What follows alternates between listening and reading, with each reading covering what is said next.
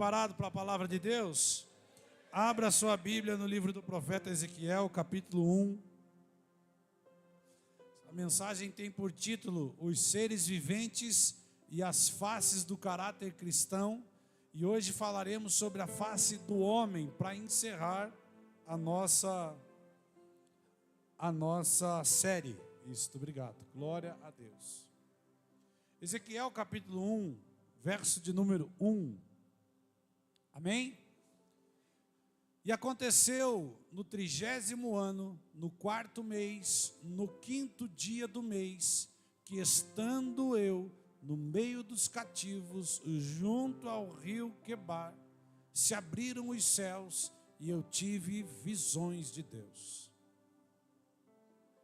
No 5º dia do mês, no 5º ano do cativeiro do rei Jeoaquim,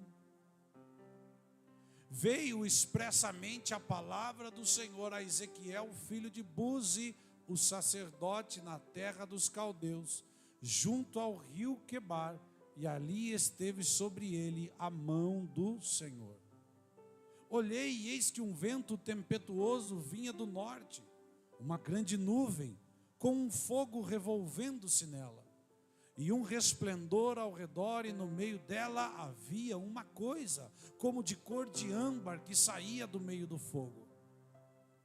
E do meio dela saía a semelhança de 4 seres, e esta era a sua aparência, tinham a semelhança de homem. E cada um tinha 4 rostos, como também cada um deles 4 asas. E os seus pés eram pés direitos, e as plantas dos seus pés, como a planta do pé de uma bezerra, e luziam como a cor de cobre polido. E tinham mãos de homem debaixo de suas asas, aos 4 lados, e assim todos os 4 tinham seus rostos e suas asas. Uniam-se as suas asas uma à outra, não se viravam quando andavam, e cada qual andava continuamente em frente. E a semelhança dos seus rostos era como o rosto de homem, e do lado direito todos os 4 tinham o rosto de leão, e do lado esquerdo todos os 4 tinham o rosto de boi, e também tinham o rosto de águia todos os 4. Até aqui, amém? Estenda sua mão para cá, vamos orar. Papai, nós te agradecemos pela tua palavra, que é lâmpada para os nossos pés e luz para o nosso caminho. Que os meus lábios se mexam neste lugar, mas que a voz do Senhor ecoe nos nossos corações. A tua voz é como o som de muitas águas, Senhor. Ministra nessa noite o propósito, Senhor, nas nossas vidas. Nós calamos agora todas as outras vozes que não seja a voz do Senhor.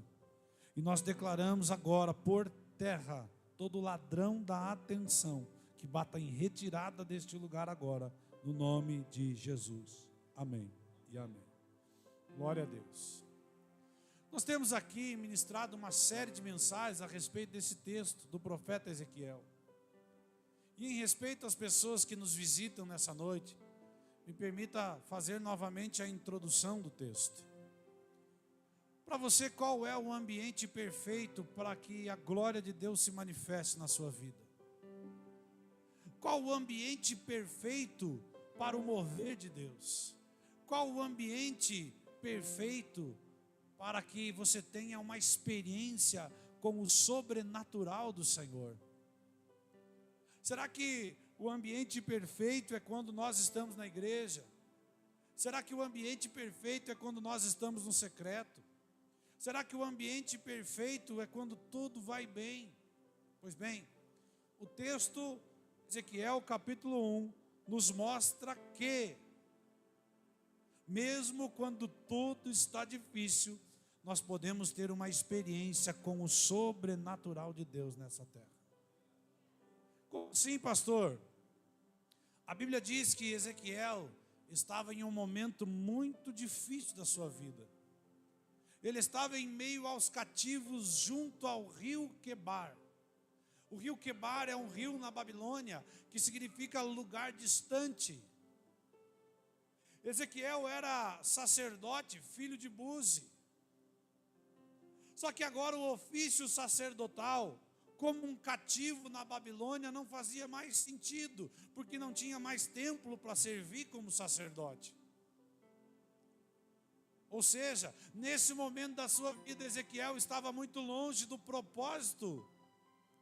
Ezequiel estava muito longe daquilo que ele achava que era o propósito de Deus para a sua vida, em um lugar distante, em um lugar de aflição, em um lugar de dor. E eu não sei se você já se sentiu assim em algum momento da sua vida, em um lugar distante, em um lugar de dor, em um lugar de aflição. Talvez nós sonhamos, sabe, com aquela família de comercial de margarina, sabe, aquela família perfeita, que você levanta pela manhã, os passarinhos estão cantando na janela, está você, a esposa e o filho sentado ao redor da mesa, aquele pão saindo fumaça, você passa aquela margarina bonita no comercial, chega a derreter em cima do pão. Talvez você sonhou com isso, mas levantou hoje de manhã, com as crianças correndo para todo lado, derrubando as coisas dentro de casa. O pão que era saindo fumaça é aquele seco que está lá uns 3 dias no armário, sabe? Que você tem que colocar no micro-ondas para ele dar uma amolecida. E você sonhou com aquilo tudo perfeito e a sua vida não está bem assim. E de repente você se sente distante daquilo que você tinha sonhado para você. Só que nesse lugar, nesse momento da vida do profeta Ezequiel, a Bíblia diz que ele teve visões de Deus. Como assim, pastor? No momento difícil, Deus se manifestou para Ezequiel. Porque o momento difícil não define quem você é.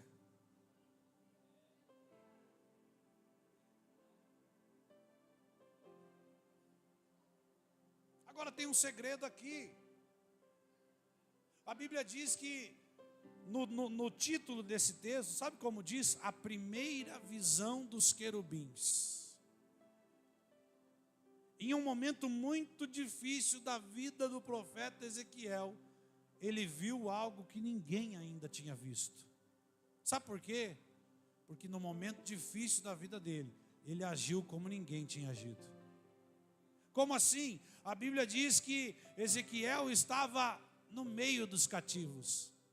Preste atenção. Quando Ezequiel escreve no meio dos cativos, sabe o que ele está dizendo? Que mesmo em meio aos cativos, ele não se sentia um deles. Ele não diz, eu era um cativo às margens do rio Quebar. Ele diz, eu estava no meio dos cativos, às margens do rio Quebar. Mais uma vez eu quero repetir isso nessa noite, por quê? Porque o momento, a condição não pode definir quem você é. Mesmo que tudo à sua volta esteja difícil, o seu posicionamento tem a capacidade de atrair a manifestação de Deus sobre a sua vida. Era difícil demais. Pastor, prova que o profeta achava isso difícil. Põe lá o versículo 1 para mim, de Ezequiel 1. E aconteceu no 30º ano, no 4º mês, no 5º dia do mês. Gente, só conta tempo com essa exatidão quem está passando por uma grande dificuldade. Ele dá detalhes de dias, do período.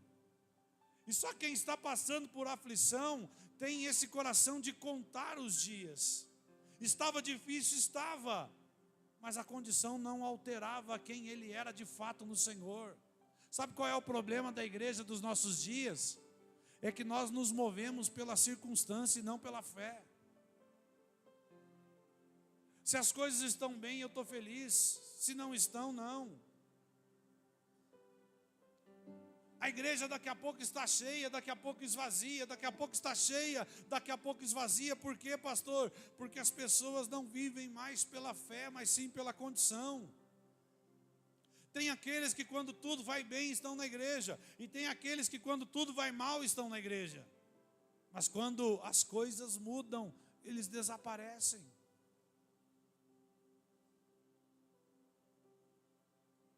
Um dia alguém falou para mim, pastor, porque nós como pastor, às vezes precisamos agir com generosidade, suprir a necessidade de alguém, seja financeira, seja alimento, espiritual principalmente. Mas muitas vezes alguém falou para mim, pastor, por que você continua ajudando as pessoas, se as pessoas muitas vezes agem com ingratidão? Sabe qual é a minha resposta? Porque quem elas são não mudam quem eu sou.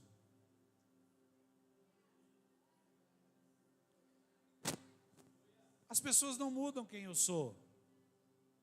Só que tem gente que muda conforme o dia. Tem o crente lua. Ele é minguante, cheia, nova, crescente, tudo no mesmo dia. Antigamente tinha o homem e a mulher com transtorno bipolar, é ou não é? Agora tem o crente bipolar. Uma hora ele cumprimenta, outra hora não. Uma hora ele sorri, outra hora não. Uma hora ele dá paz do Senhor, outra hora você fala, paz, irmão. Ah, que paz o quê? Por quê? Porque é movido por circunstância. Quem que falou da música que eu canto aqui? Quem falou ontem? Hã? Se retire da igreja, por favor. Mas tem aquela, sabe? A música que eu gosto muito.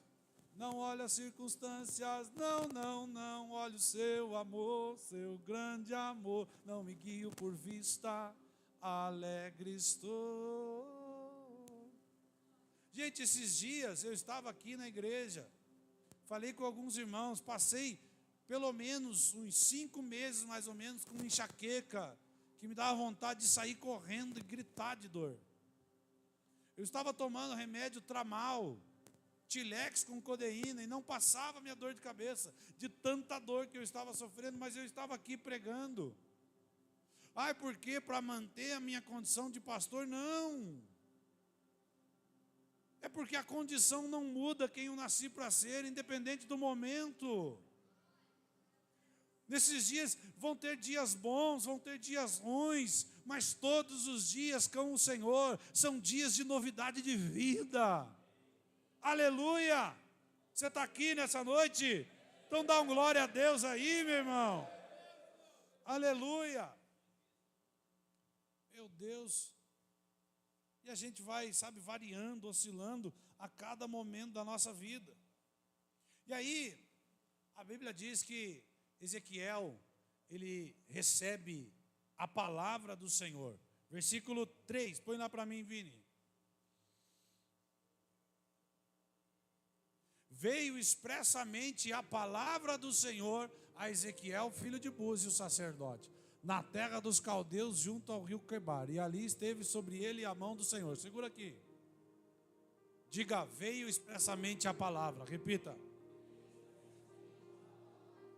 E no final do versículo, e esteve sobre ele a mão do Senhor.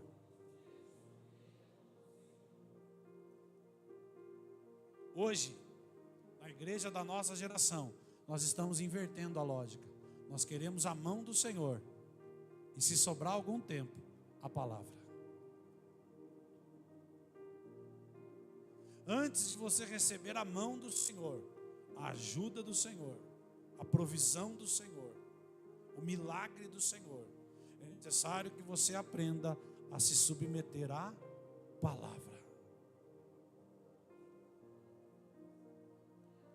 Nós vamos falar disso nessa noite, um pouquinho para frente. Mas tem muita gente que está na igreja por aquilo que Deus pode dar e não mais por aquilo que Ele é.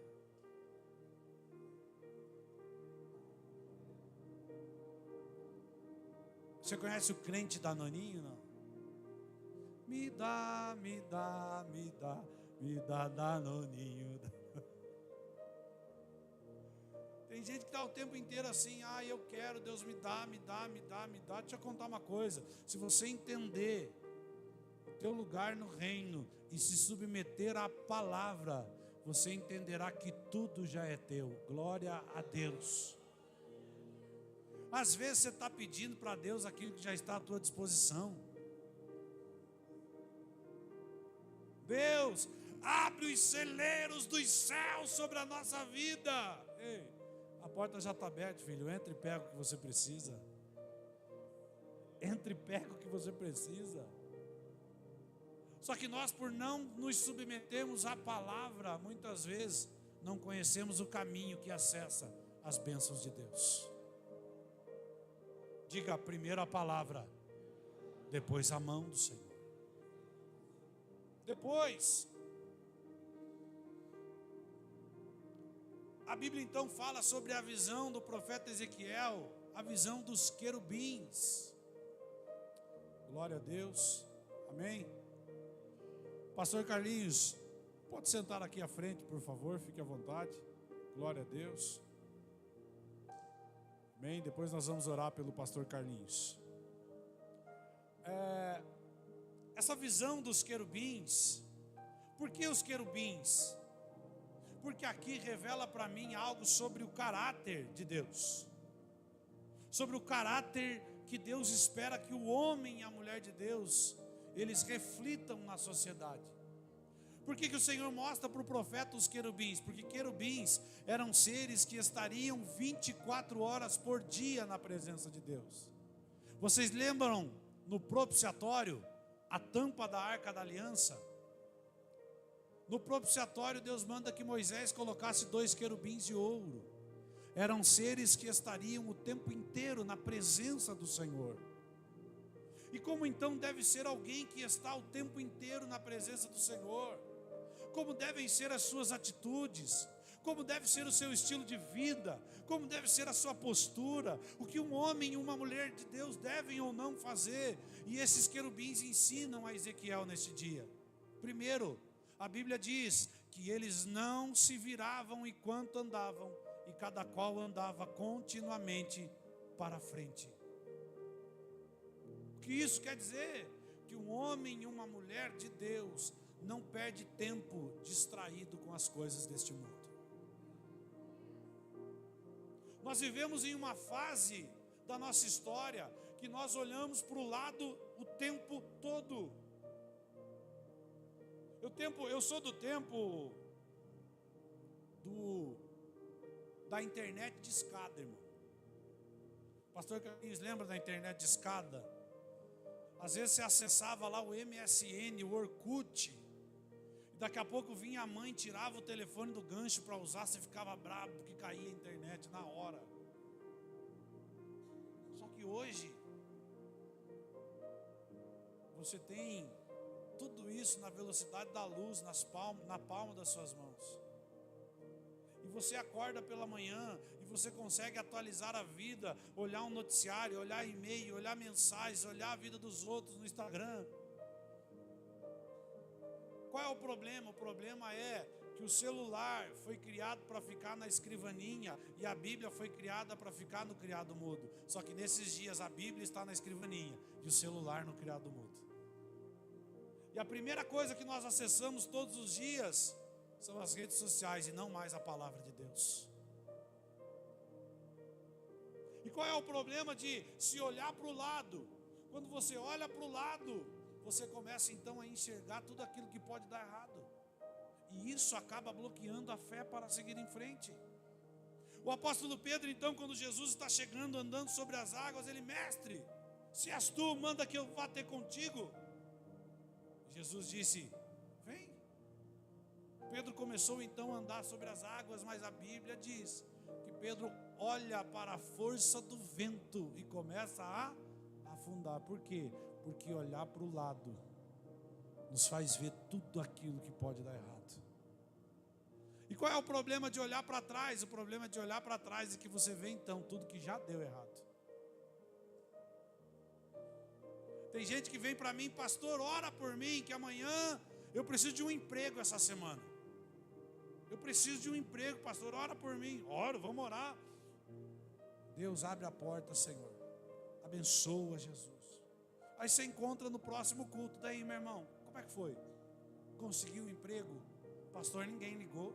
Não ligaram? Não. Quantos currículos você entregou? Não entreguei nenhum, pastor. Ah, como não entregou currículo nenhum? Não, pastor, é que eu entreguei na semana passada, não deu certo, aí não saí para entregar de novo. E a gente acaba baseando a nossa vida inteira naquilo que deu errado. Eu não olho para trás, eu olho para o alvo que é Cristo. Aleluia! É para Ele que eu olho todos os dias. Mas nós estamos distraídos demais. Evangelho de Mateus capítulo 24 diz assim: como nos dias de Noé, eles comiam, bebiam e davam-se em casamento, até que não perceberam, senão quando veio o dilúvio. Agora, comer, beber e casar é errado, irmão? Sabe qual é o problema? É que nós estamos distraídos até com coisas comuns do dia a dia, a ponto de não ouvir mais aquilo que Deus está fazendo e falando. Aí a Bíblia fala que esses seres tinham 4 rostos. Então nós estamos falando aqui já há alguns domingos sobre as faces do caráter cristão. Falamos sobre a águia, aquela face visionária que enxerga o que outros não estão enxergando, aquela face que se levanta pela manhã e olha no espelho e consegue ver o que ninguém mais está vendo. Há 20 anos atrás, quando eu me olhava no espelho, as pessoas enxergavam só um dependente químico, mas eu conseguia olhar e ver um pastor. Glória a Deus. Essa é a águia, aquela que voa alto, aquela que consegue enxergar além da tempestade, além dos momentos difíceis. Depois vem o boi, aquele servo forte, valente. O boi, quando está no arado, não tem obstáculo que faça o boi parar. Sabe qual é a característica que a igreja tem perdido nos nossos dias? A de servir. Nós fazíamos culto de jovens do passado e perguntávamos: quem aqui quer ser pastor? Todos os jovens levantavam a mão. Hoje ninguém mais quer ser pastor, ninguém mais quer ser obreiro. A igreja perdeu a característica de servir. O boi tem sim um ponto fraco, é que ele sempre vai agir na sua força natural. Davi, quando foi buscar a arca da casa de Obed-edom, a Bíblia diz que a cada 6 passos, diga 6 passos, eles sacrificavam um boi. Sabe por quê? Porque a presença de Deus só se move onde a força do homem é sacrificada. E aí você tem que sacrificar um pouquinho a sua força e deixar a presença de Deus se mover na sua família. Depois falamos sobre o leão. Ah, leão é demais, irmão. O leão é sempre leão. Você não vai olhar para um leão e enxergar uma hiena. Ele é leão o tempo todo. Isso fala de autoridade, de majestade, de realeza. A Bíblia diz que nós somos reis e sacerdotes. Nós temos o sacerdócio real. Glória a Deus. Quem aqui já foi no zoológico lá no Boqueirão, em Curitiba? Irmão, o leão de lá, eu fui já umas 30 vezes naquele zoológico. Eu vi 2 vezes aquele leão fora da casinha dele. Você pode chegar lá,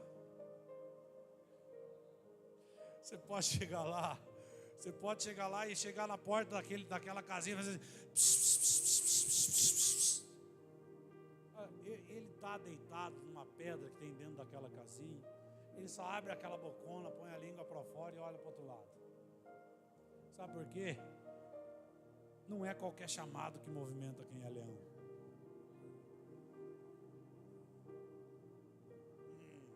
Está pegando ou não? Mas nessa noite nós vamos falar sobre o homem. O homem é a parte inteligente. O homem é a parte que tem o livre-arbítrio. O homem é a parte da fragilidade. E o homem é a parte dos relacionamentos. Vamos falar um pouquinho da inteligência. O homem é aquele que tem a capacidade de ser racional. Isto é, a capacidade de agir pela razão e não pelos sentimentos. Ô gente, vamos falar a verdade. Você já percebeu que a maioria dos erros que nós cometemos é porque nós somos emocionais demais?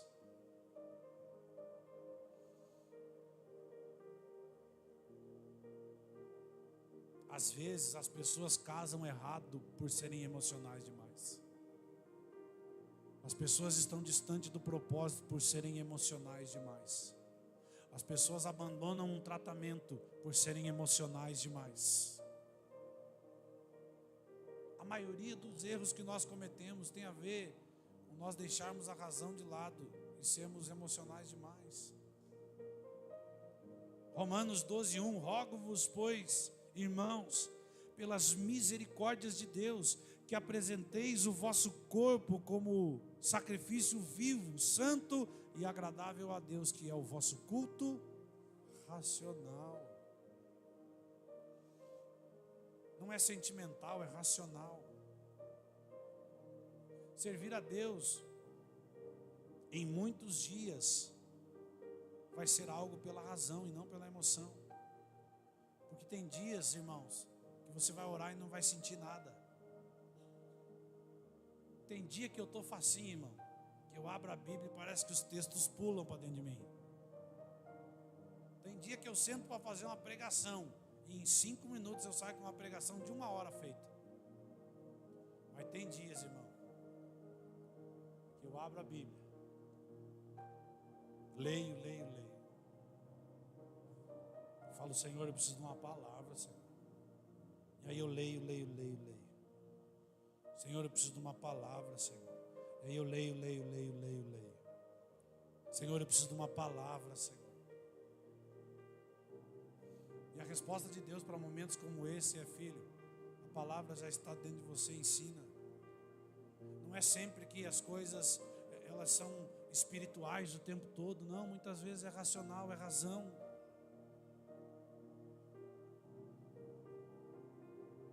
Eu hoje, irmãos, não saí da minha casa com aquele negócio, terra, hoje é culto, eita glória, e fui flutuando até meu carro. E a porta abriu sozinha, e eu sentei, e o carro ligou e veio até aqui. Não, irmão, eu decidi sair de casa e vim para o culto, e ponto final. Essa é a parte inteligente do caráter cristão. Na maioria das vezes as pessoas não sentem de orar, mas elas precisam orar. Na maioria das vezes as pessoas não sentem de ler a Bíblia, mas elas precisam ler. Na maioria das vezes as pessoas não sentem vontade de jejuar, mas elas precisam jejuar. Sempre que eu ouço alguém que está magoado, a pessoa diz o seguinte: pastor, eu ainda não senti de perdoar. Posso te dizer uma coisa? Você nunca vai sentir. Perdoar é decisão e não um sentimento.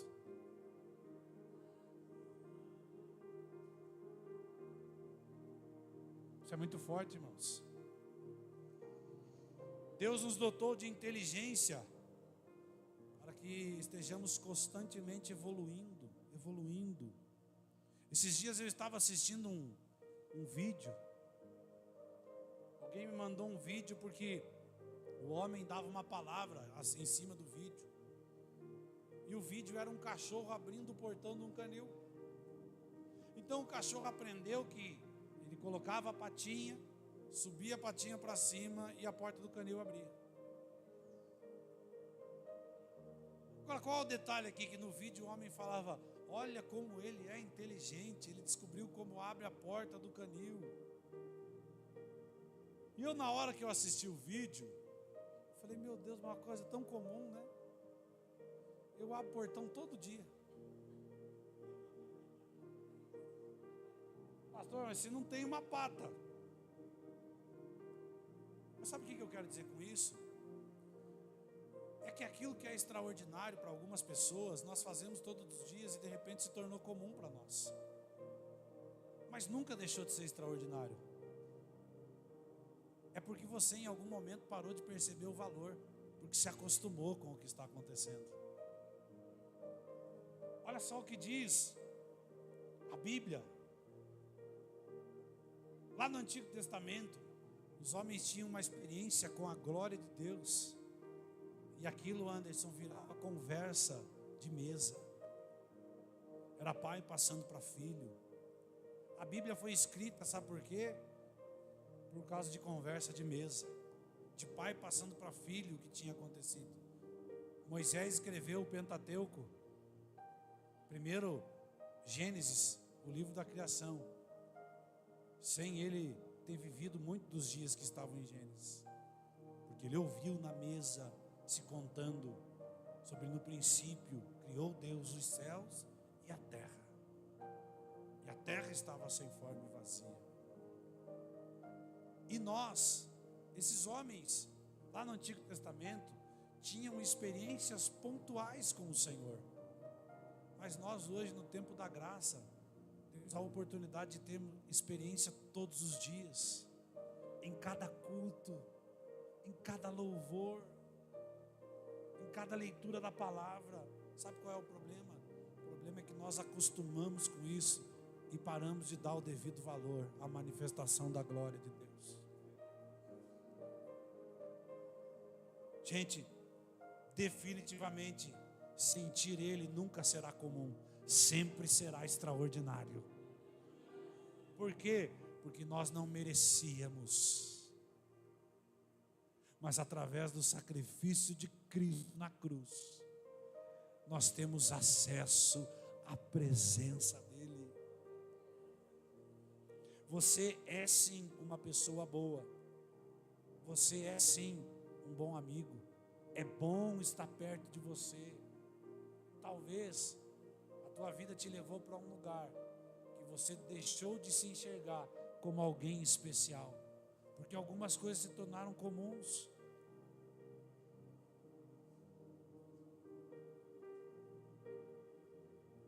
Você é alguém extraordinário para o Senhor, aleluia.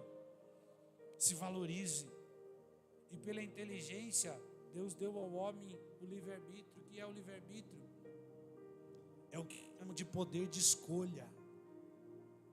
Você já percebeu que na sua vida, que sua vida hoje é o resultado das suas escolhas de ontem?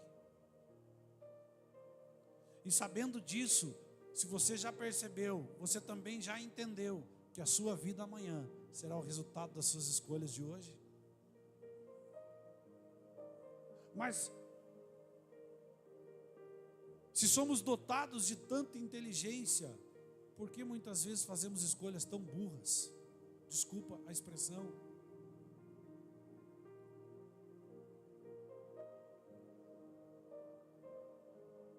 Irmãs solteiras que aqui estão,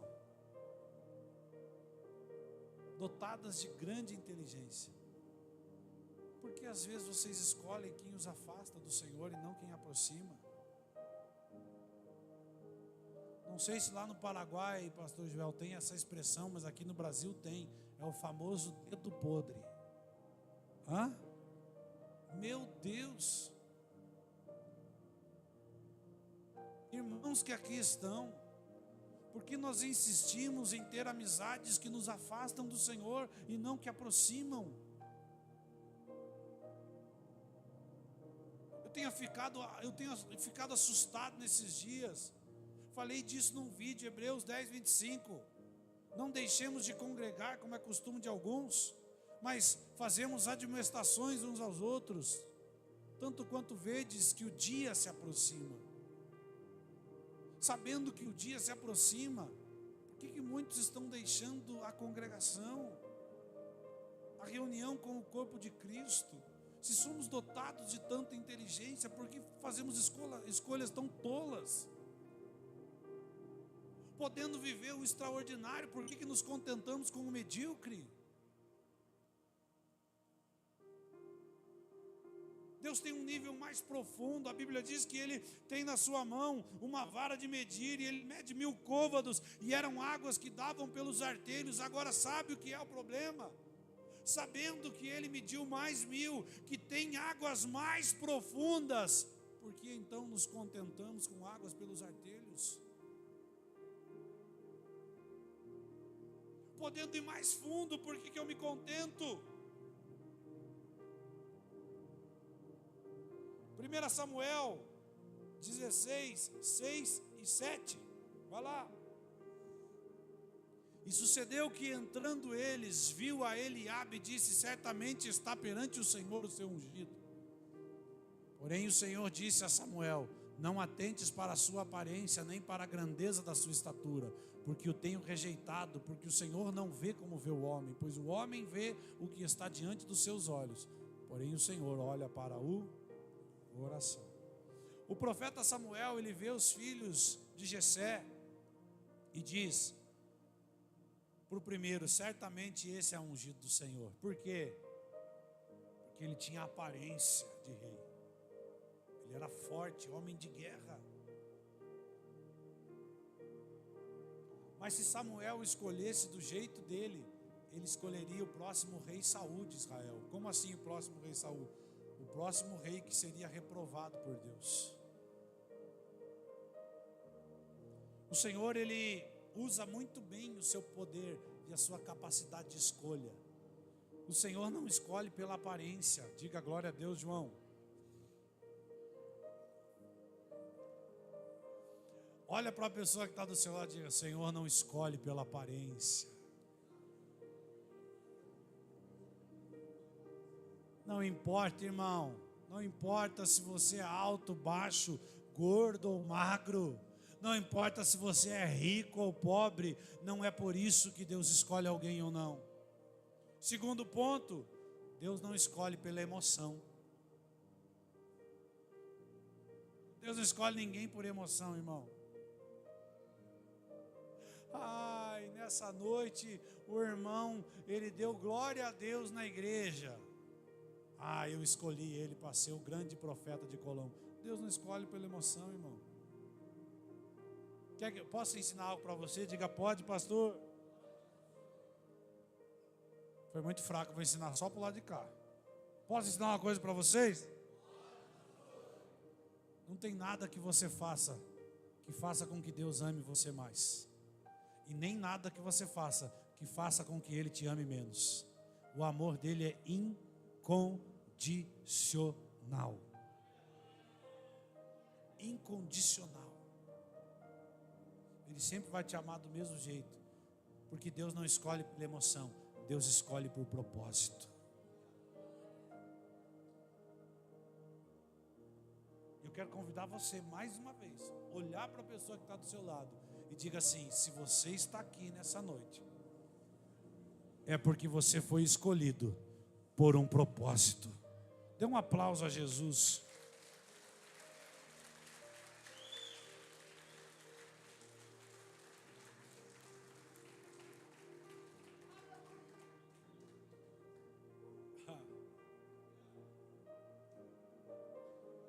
Agora, eu quero ser um pouquinho mais profundo em relação ao livre-arbítrio. Porque nós temos o livre-arbítrio até que façamos a nossa última escolha. Diga: a última escolha. Como assim, pastor? Nós temos o livre-arbítrio até o dia que escolhemos por Cristo. Por que, pastor? Porque depois que eu escolho por Cristo, não vivo mais do meu jeito, mas vivo do jeito dele. As respostas para todas as minhas decisões não estão na minha mente, estão escondidas na palavra de Deus. E é isso. Glória a Deus por isso. Mas o homem também é a parte frágil. Já estamos quase encerrando. O homem também é a parte frágil. Das 4 faces dos seres viventes, o homem é o mais frágil dos 4. Pastor, o homem tem o poder de manipular situações, de criar armas que vão matar, que vão caçar as outras faces. Mas o homem é a parte mais frágil. Coloca um leão e um homem numa jaula. Quem que vai sair? Sabe quando o homem se sente homem de verdade? O homem, para se sentir homem de verdade, ele precisa estar no controle da situação. Se ele não tiver no controle, ele se sente frágil. Mas sabe o que eu aprendi? Que do boi, Deus quer o serviço. Da águia, Deus quer a visão. Do leão, Deus quer a majestade. Mas do homem ele quer a dependência.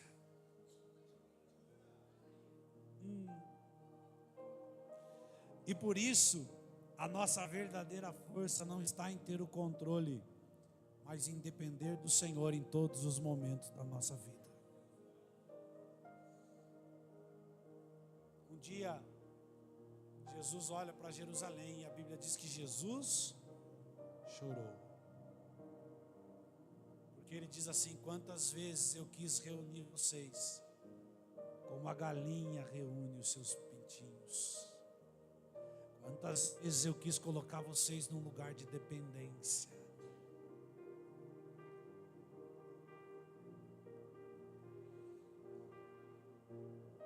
Uma coisa que eu aprendi com a palavra de Deus, que se Deus não cuida, em vão vigia a sentinela. O homem também é a parte relacionável das quatro faces do ser vivente. Salmo 133 diz: ó quão bom e agradável é que os irmãos vivam em união. Existe um poder nos relacionamentos, um poder na unidade. Salmo 133, coloca para mim, Vini. Ó quão bom e quão suave é que os irmãos vivam em união. Em um lugar que tem unidade, olha o que acontece. É como o óleo precioso sobre a cabeça, que desce sobre a barba de Arão, e que desce sobre a orla das suas vestes. Em um lugar que tem união, tem a unção de Deus. Próximo, é como o orvalho de Hermon, fala de refrigério. Em lugar que tem união, tem refrigério, unidade. É como o que desce sobre os montes de Sião, porque o Senhor ordena ali, o Senhor ordena a bênção e a vida para sempre. É a parte relacionável. Os relacionamentos lapidam pela inteligência e com poder de escolha, sabendo de sua fragilidade. Precisamos escolher muito bem quem fará parte da nossa mesa. Como assim, pastor? Tem um escritor americano chamado Jim Rohn, que ele diz o seguinte: que somos a média das 5 pessoas que nós mais nos relacionamos. Você talvez não saiba, mas você chega a se vestir parecido com as 5 pessoas que você mais se relaciona.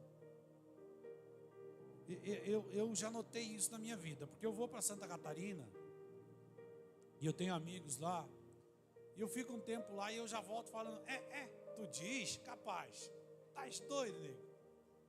E a gente começa a se tornar parecido com as pessoas que a gente convive. Mas eu tenho um conselho para você nessa noite: não despreze ninguém, ame a todos, mas escolha com muito cuidado quem vai estar à sua mesa.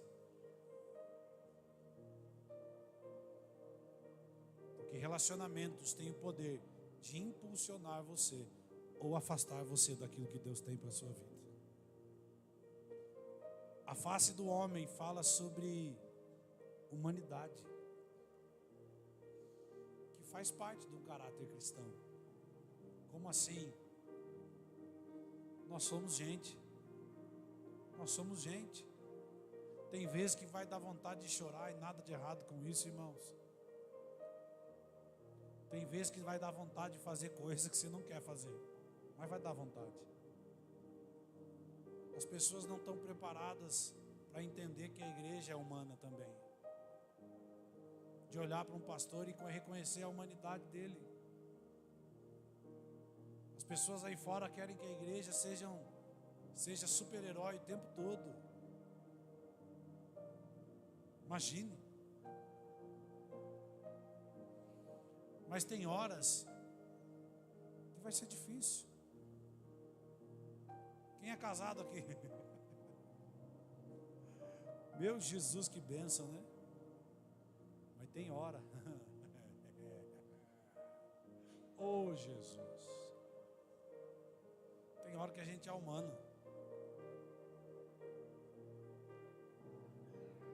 Mas saiba que nos momentos que você está humano demais, a ir para o lugar certo, que se chama presença de Deus. Aquele que habita no esconderijo do Altíssimo, à sombra do Onipotente descansarás. Glória a Deus. Agora o homem sozinho tem um ponto fraco, porque a igreja da nossa geração começou a operar muito tempo só na face do homem e se tornou uma igreja antropocêntrica. O que é o antropocentrismo? É uma doutrina filosófica que coloca o homem no centro de todas as coisas. Inclusive, por aí nós vemos besteiras falando que o homem é o centro do Evangelho. Hoje eu li uma postagem de um pastor que dizia o seguinte: tudo que você precisa de Deus já está dentro de você. Procure. Na realidade, tudo que você precisa de Deus está em Cristo e não em você. Só estará dentro de você se Cristo estiver dentro de você. Mas nós somos humanos demais. E nasceu então a igreja coach, que está o tempo inteiro ensinando você a se olhar no espelho e dizer: eu sou bom, eu posso, eu aconteço, com palavras de afirmação. Eu sou de um tempo, irmão, que nós éramos treinados assim: eu não sou nada, mas Ele é tudo. Eu posso alguma coisa, aonde? Eu posso todas as coisas naquele que me fortalece. Eu sou de um tempo que se ensinava: não vivo mais eu, mas Cristo vive em mim. A igreja dessa geração antropocêntrica, ela diz o seguinte: receba a visão. Sabe o que Jesus dizia? Se o teu olho te faz pecar, arranca o teu olho fora, porque mais vale entrar sem um olho no reino dos céus do que ter o teu corpo inteiro lançado no inferno.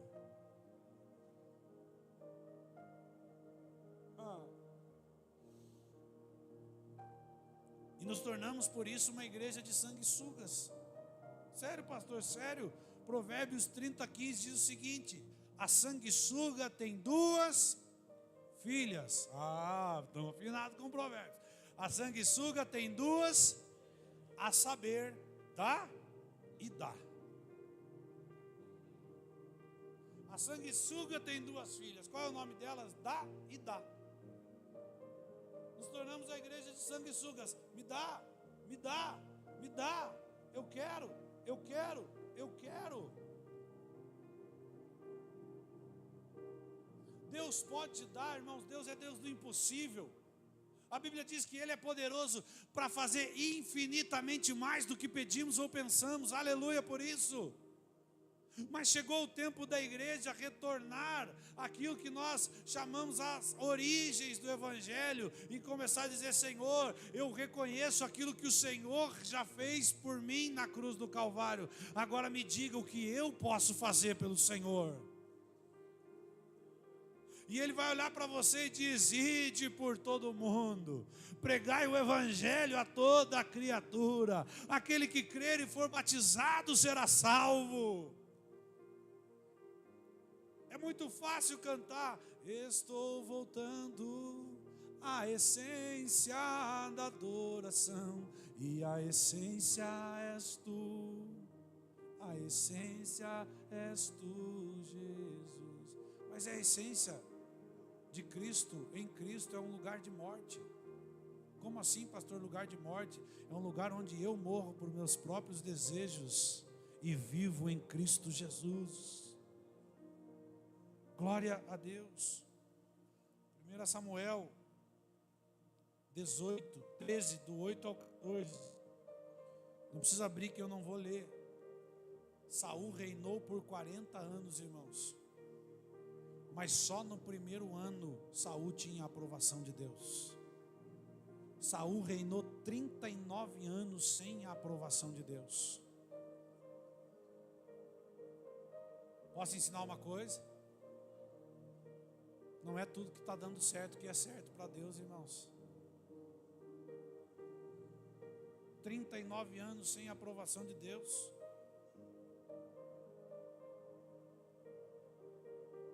Eu descobri esses dias, e me permita falar um pouquinho sobre esse assunto.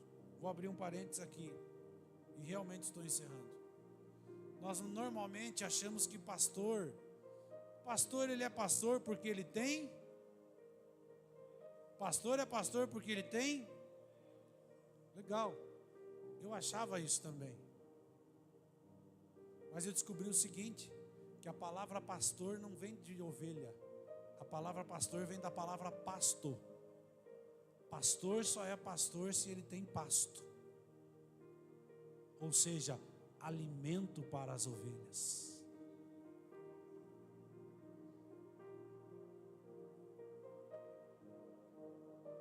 E sabe, muitas vezes nós na igreja estamos tendo que criar um entretenimento gospel. Estratégias para atrair pessoas, sabe por quê? Porque não temos mais pasto. Não temos mais alimento para as ovelhas. Pastor, mas está funcionando.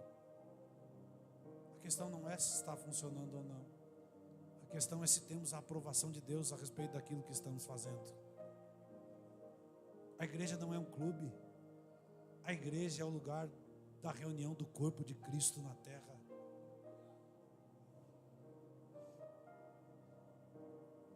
Eu não sei você, irmãos, mas um dos reinados mais fracassados da história foi o reinado de Saul. Não sobrou ninguém da casa dele. Era um menino chamado Mefibosete em Lodebar, terra do nada, terra de ninguém. Um aleijado, filho de Jonatas. Saul não deixou legado. Não sei quanto a você, mas eu quero ser alguém que quando não estiver mais aqui, meu nome esteja presente na mesa dos meus filhos e dos meus netos, dizendo: nós estamos vivendo o que nós vivemos hoje, porque o papai começou algo lá na vida dele, lá atrás. Eu quero ser alguém de legado, alguém que vive debaixo de uma aprovação do Senhor. Aleluia. Davi, ele derrotou um gigante, porque ele não ia no seu nome, ele ia em nome do Senhor dos Exércitos. Nós somos uma igreja para a cidade, pastor Carlinhos. Temos um slogan, aqui dizemos: nação vinde, uma igreja para a cidade. E nós somos uma igreja para a cidade, porque nós não vamos em nosso nome, nós vamos em nome do Senhor dos Exércitos. Você precisa ser servo como um boi, mas inteligente como um homem. Focado como um boi, mas relacionável como um homem. Forte como um boi, mas frágil como um homem. Se você não serve como boi, não voa como a águia, não se comporta como um leão, talvez você só esteja sendo humano demais. Não viva mais você, mas deixe Cristo viver através da sua vida. Se coloque de pé comigo nessa noite.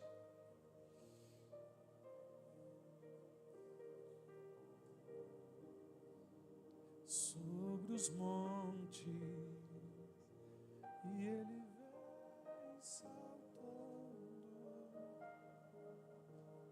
Glória a Deus.